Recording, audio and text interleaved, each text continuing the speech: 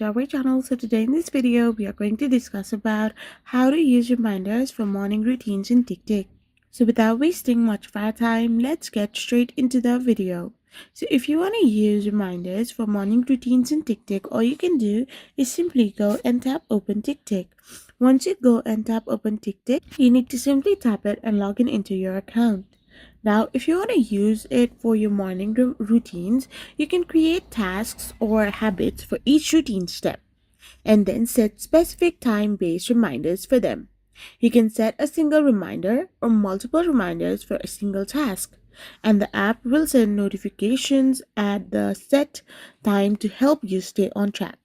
Now, setting up your routine task with reminders is pretty much easy in TickTick. All you gotta do is simply tap on the plus icon to do so.